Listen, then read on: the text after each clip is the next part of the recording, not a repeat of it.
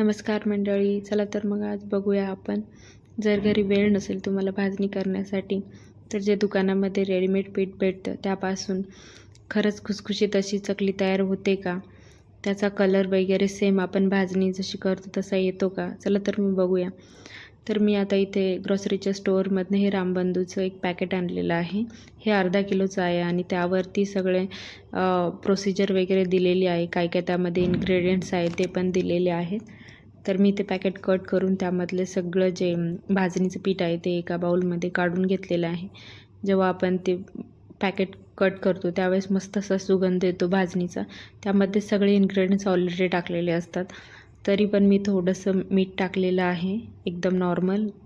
थोडीशी chilli powder आणि white तीळ टाकलेले आहे, जे की मला त्या मिश्रणामध्ये म्हणजे त्या भाजणीच्या पिठामध्ये थोडेसे कमी दिसले, म्हणून मी वरतून थोडेसे व्हाईट तीळ टाकले. तर आता अर्धा किलोसाठी मी इथे 2 ते 3 टेबलस्पून जे तेल आहे आपलं ते कडकडीत एकदम गरम करून घेतलेलं आहे आणि ते मी या पिठामध्ये आता मिक्स करते आहे. तर हे व्यवस्थित मिक्स करायचं आहे. स्टार्टिंगला ते गरम असतं त्यामुळे डायरेक्ट हात नाही लावायचा, तर स्पूनने थोडंसं मिक्स करून घ्यायचं आहे आणि हे थोडंसं गार झाल्यानंतर हाताने आपण व्यवस्थित आता मिक्स करून घेऊया. हे जे तेल आपण याच्यात टाकलेलं आहे ते सगळ्या पिठामध्ये व्यवस्थित मिक्स करून घ्यायचं आहे आणि त्याचा गोळा बनतो की नाही तो थोडासा बघायचा आहे, असं हातामध्ये घेऊन ते पीठ. तर आता यासाठी लागणारं पुढचं जे आहे ते म्हणजे पाणी. तर मिक्स करण्यासाठी मी ते गरम पाणीच घेतलेलं आहे, कोमटपेक्षा थोडंसं गरम पाण्याने मळलं की एकदम खुसखुशीत होते ती. तर थोडं थोडं करून मी आता इथे पाणी मिक्स केलं आहे, जास्त टाकायचं नाही, कारण की आपल्याला जो गोळा आहे तो जास्त पातळ मळायचा नाही, थोडंसं घट्टसरच ठेवायचं आहे. आणि नंतर जेव्हा आपण चकली पाडणार आहोत त्यावेळेस जर जास्त घट्ट वाटला तर नॉर्मलचं कोमट पाणी टाकून तो व्यवस्थित थोडासा सैल करून घ्यायचा आणि मग त्याच्या चकल्या काढायच्या. तर इथे आता थोडंसं पहिल्यांदा गरम होतं पाणी टाकल्यानंतर, त्यामुळे मी स्पूनने मिक्स केलं आहे आणि नंतर आता यानंतर हाताने व्यवस्थित असं मळून घेणार आहे. जसं पाणी लागतं आहे तसं पाणी टाकायचं आहे त्यामध्ये. अजून पण इथे मला पाणी लागतं आहे, तर मी पूर्ण ती वाटी घेतलेली होती पाण्याची ती सगळी यूज केलेली आहे आणि कोमट पाणीच वापरायचं आहे. त्यानंतर हे बघा असा एक गोळा तयार झाला आहे. तेल लावून व्यवस्थित तो गोळा बाजूला ठेवून द्यायचा आहे साधारणतः 10 ते 15 मिनिट. तर हे बघा 15 मिनटं झाले आहे. त्यानंतर हा थोडासा ड्राय होतो, तर त्यामध्ये थोडंसं आपण पाणी मिक्स करूया, एकदम थोडंसं, आणि ते पण कोमटच घ्यायचं आहे, गार नाही घ्यायचं आहे.